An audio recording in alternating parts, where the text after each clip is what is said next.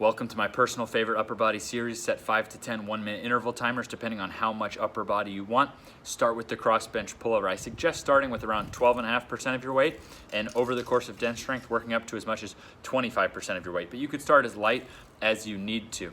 You want to get a position where your arms can freely go backwards. So you can't be scooted too far this way, but if you scoot too far that way, you might tip over. So your shoulder should be on the edge of the bench, leaving your arms free. Now you're going to lower that dumbbell down. If it hits the floor, that means you need to drop your hips more. You don't want to lift the hips and avoid the stretch. So you want to go down just close to the ground so that you're getting the full weight pulling, and we're actually working scientifically to reduce the effects of sitting, which I do a ton of. That's why this is my personal favorite. Now, as soon as we finish 5 reps there, you want to do the opposite. The cross bench pullover opened us up. Now we want to strengthen the muscles that lift us up. So at first you may notice really limited range when you try to work the opposite muscles, because without the flexibility, without the upper spine mobility, you may never have really worked these muscles in the middle of your back.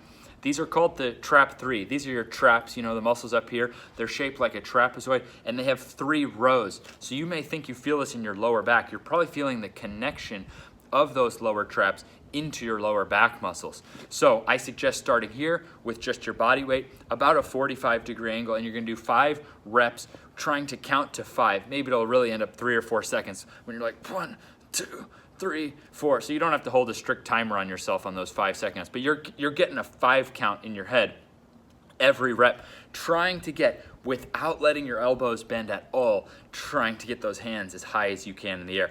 And I suggest trying to build that. I think everyone should try to build that to where you could get 5 sets of 5-second holds in 5 minutes with about 2.5% of your body weight in each hand, which is not that much, meaning for a 200-pound man, that would be 5 pounds each hand.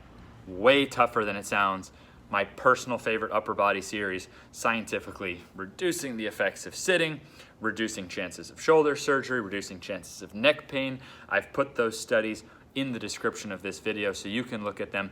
And then something that there hasn't been a study on, but which myself and others have noticed, is that the better we get at this stuff from an upper body perspective, we find a little bit of extra lift when we try to jump.